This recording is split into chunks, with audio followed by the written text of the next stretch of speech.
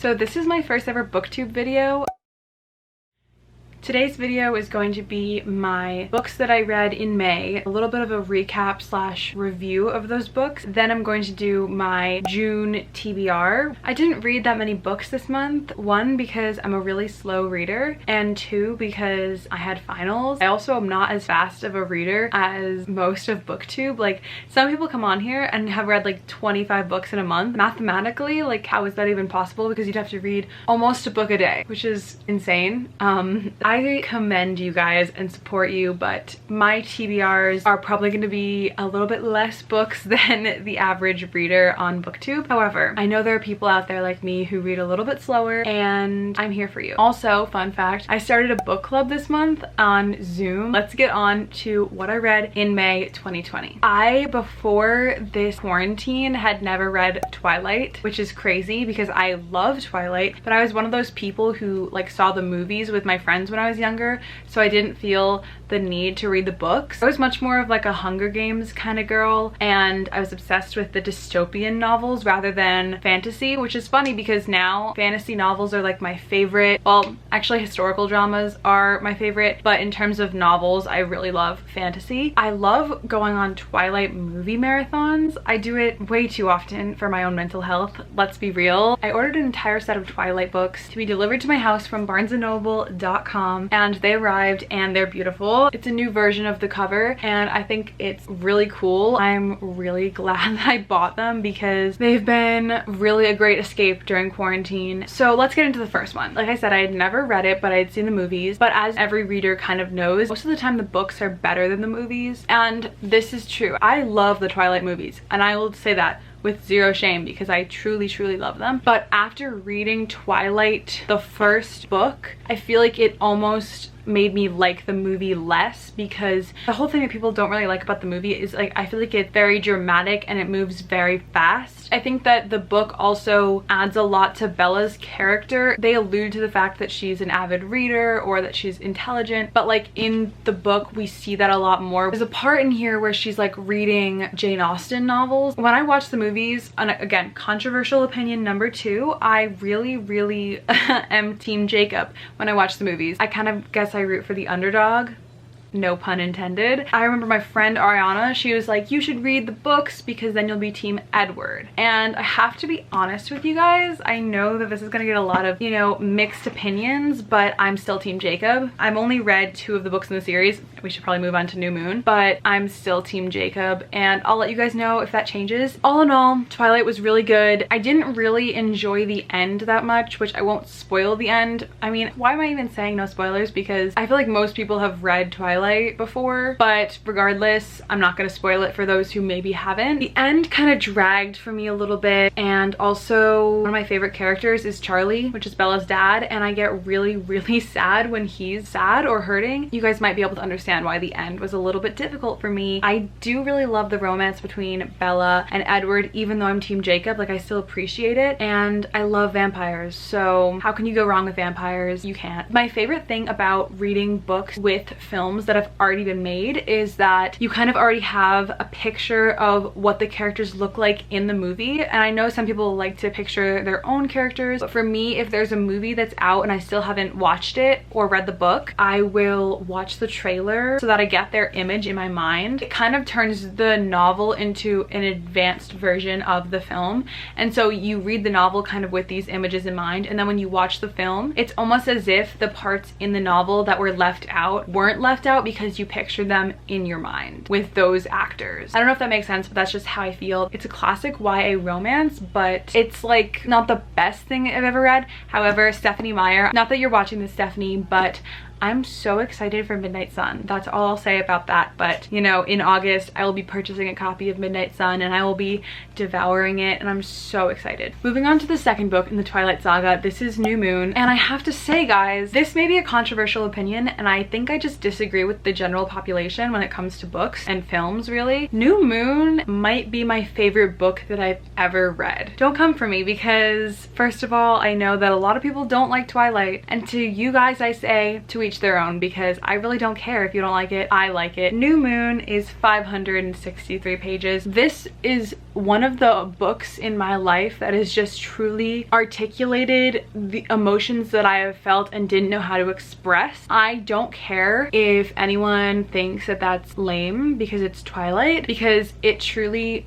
made me feel understood. So there's that. The way I felt about this book, it was like the beginning was cool, you know, I enjoyed the Edward and Bella romance from the last book, so I was excited to read about it in this book, but it was a little hard with, like, you know, there's like a scene at Bella's birthday that's a little bit difficult. This is controversial because I feel like most people don't like this book in the Twilight Saga because Edward leaves for a little while and he like breaks Bella's heart. It's weird because that to me was like so therapeutic and cathartic for me to read. As soon as Edward left, first of all, I was talking to my sister and I was like, I just started New Moon and I'm super excited to read it. And I was like, it's crazy though, because in the movie, when they go through the seasons, when they go through the first like 4 months of Edward being gone, it's just like her sitting in her windowsill with the song Possibility playing. If you know, you know. The camera kind of just goes in a circular motion around her and the window just changes seasons. And I was like, it's crazy because in the book I'm just gonna have to read like months of Bella being sad in those months. And I was like preparing for it, and then you get to this part in the book where you're just like, oh my gosh, like Edward just left, it's happening. It's very soon in the book, obviously. And then it just goes October, November, December, January, and then like waking up.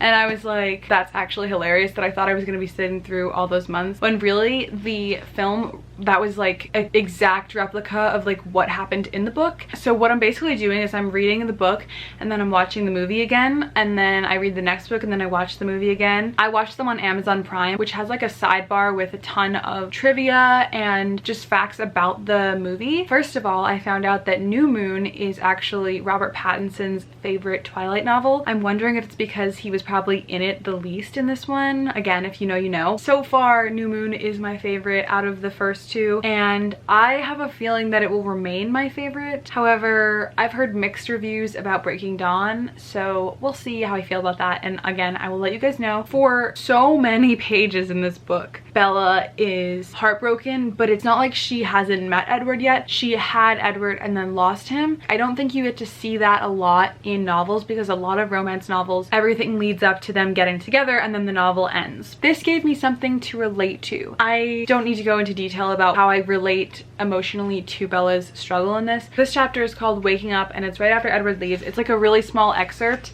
and it doesn't give away like anything about the plot, so this isn't like a spoiler really, but it just says, time passes, even when it seems impossible, even when each tick of the second hand aches like the pulse of blood behind a bruise. It passes unevenly in strange lurches and dragging lulls, but it does pass, even for me. I love that. And I love Stephenie Meyer's writing, and I don't care what anyone says. Also, there was one other thing in here that I annotated. There's a scene where Bella goes to find the field in which her and Edward hung out in Twilight, and now it's like a different season and it's a different vibe, and she kind of expects to go there and feel like reconnected with him, but she doesn't feel the way, and she says, it was the same place, but it didn't hold what I had been searching for. And I'm not going to give you guys context on why that really relates to my life. There was a moment in my life where I felt the exact same way, and I read that whole scene and was just like struck with how much it reminded me of something in my past. I don't know if it's like a perfect read for everyone, especially if you're a Twihard and you're team Edward, because it's a lot of Jacob and I'm team Jacob, so I appreciated the Jacob content. Also, again, the end kind of dragged out. I don't know what it is about Twilight, but I kind of enjoy the aching drama that doesn't have a lot of action, and then I feel like at the end Stephenie Meyer kind of tries to bring in like an action-packed thing like in the first one. I'm not going to spoil it, but obviously the ending is a little bit more action-packed, and then this one, you know, there's a little bit of a ticking time bomb kind of situation, running against the clock and you're trying to get somewhere in time to fix the situation. I found that I much prefer the beginnings and middles of each of these novels, like the end drama that is kind of like almost required to round out the novel and to kind of force the plot forward. I then watched New Moon. The thing about New Moon is I just, you know, fully immersed myself. Watching the film directly after that was almost like kind of going backwards in time to like that depression again of Bella in the beginning. And New Moon is actually like an emotional toll. It's like almost hard to watch sometimes, but the best part is that when I watched it this time, I watched it with new eyes because I had read so many added scenes and more detail and understood Bella's thoughts in these like moments where you can't hear her thoughts. I felt like it really added to the overall experience. I much better understood her feelings towards Jacob after reading the book, and then watching the movie, it just made so much more sense. And I still love New Moon. The thing about New Moon that's so incredible is the soundtrack. The soundtrack is incredible for the entire Twilight saga, but some jams come out of New Moon. Anyway, moving on to the last book that I read this month. This was my book club book of the month by fellow booktuber Christine Riccio. Christine Riccio? I don't know if I'm saying that right. This is Again But Better, and there's a little watermelon on the cover, which I thought was really cute. We read this for book club. I have to say, it wasn't my favorite book. It was a fun read. Again But Better is about a girl who kind of doesn't love her college experience. She doesn't feel like she's super social, and she doesn't really like her major that much. She basically lies to her parents and tells them that she's taking her major abroad in London, but really she's doing like a creative writing major. There's a romance in this book. However, it's kind of like instant love, which is not my favorite kind of romance, but it's still a fun thing to read. As a person who studied abroad, because this is all about her studying abroad in London, I felt as though she kind of depicted the study abroad experience pretty well, especially I'd say like the first few chapters, like getting on the plane and going and arriving and figuring it out once you get there. I felt like it was very accurate, so I could tell this could only be written by someone who has studied abroad. That's how I felt about that. I know I had a lot more to say about Twilight. That's just the truth. Now that I've talked about all the books that I've read this month, we're going to talk about my TBR for next month. I'm going to make this kind of quick. Okay, so first we're going to start with the rest of the Twilight saga. I only have these two books here right now because my copy of Eclipse, which I've already started reading, is on my kitchen table from when I brought it out of my car today when I was, you know, reading. I have Breaking Dawn, which is absolutely massive. This book is 754 pages. We're going to hope that I get through this in June. No promises, because I have a bunch of other stuff on my TBR, and like I said, I'm a little bit slower of a reader than most. I just want to read the rest of these and then probably read them over and over at times in my life when I really need to read Twilight, because we all know that there's times like that in our lives. This one, which if you guys don't know, there's this other book called The Short Second Life of Bree Tanner, a vampire that the Cullen family kind of discovers during, I think, Breaking Dawn. I'm not that interested in it. It's only 178 pages. I can probably get through this in a day. Maybe we'll see how I feel about this. I'm gonna probably read it just because I want to read the entire Twilight saga, but I'm not like freaking out about this, you know what I mean? The book that we voted on this month for my book club is Normal People. We're very excited about Normal People. Again, it's such a short read, which is gonna make it super easy to read for book club, and I'm excited. I know absolutely nothing about this book. I think I skimmed a slight synopsis a month or two ago. I'm pretty sure it's a romance. It might be like a forbidden romance. I truly don't know. There's also a Hulu series that just came out of this. So not only are we going to be reading this, but we're also going to be watching the Hulu series and then recapping it all together in book club. I'm very excited. That's like my favorite thing to do ever, is talk about books and TV and movies. So my dreams are coming true, and I'm forcing my friends to talk about books and movies with me, and that's what we call book club. This is another one that it's like, wow, Carrie, you are supposed to be a reader and you haven't read this book. This is The Selection by Kiara Cass. This is the first book in I think like a 4-book series. I'm very excited to read this. It's a fan favorite. It's kind of like supposed to be the Bachelor meets dystopian novel, and it's also being turned into a Netflix movie, which I have red hair and I'm an actress, so hire me. I will read this and then I will totally understand the character of America Singer, and I'm here if you need me. There's one more book, and it is the second book in the Bookish Boyfriends series, which is by Tiffany Schmidt. It's definitely a younger read, which I'm not opposed to because I love the concept behind the series. These characters' lives kind of mimic the story of whatever book they're reading that's being assigned by this kind of mystical English teacher. So the reason I picked up the first one is because it's called A Date with Darcy. Pride and Prejudice is my all-time favorite film. So I saw A Date with Darcy and I was like, I must read that book. So I picked up the second book in the series and then I'm going to read the third book. So I'm hoping to get through this month and I'll let you guys know what I think. This one is based on Little Women and something else. The first one is based on Romeo and Juliet and Pride and Prejudice, and then the third one is based on Anne of Green Gables and a second book that I can't remember. Anne of Green Gables is like my favorite story of all time. I feel like Tiffany just understands my favorite literature and is just like, here, let me give you some stories about these favorite things that you love so that you can read more about them and enjoy more about them. So thank you, Tiffany Schmidt. I will be reading this book very soon. One last thing that I want to talk about in this video is also book related, but as I mentioned in the beginning of this video, one of my favorite genres is historical drama. Anything Jane Austen is actually my favorite thing on this earth and I'm obsessed. This month I watched the TV adaptation and it's the first adaptation ever of Sanditon, which is an unfinished Jane Austen novel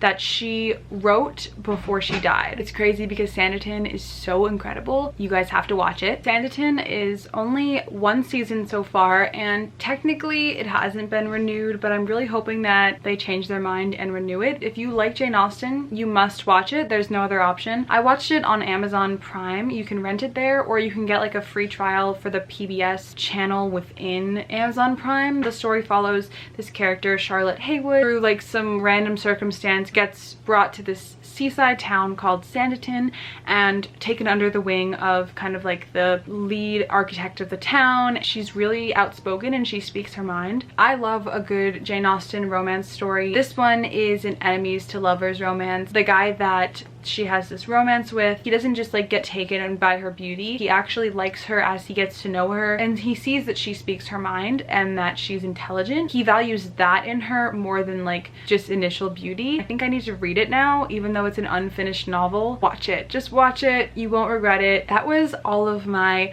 books that I read in May and my TBR for June. Don't forget to subscribe and leave below any book recommendations that you have for me. You can follow me on Instagram at _Carrie King. And I guess that's it. I'll see you guys all in my next video. Space,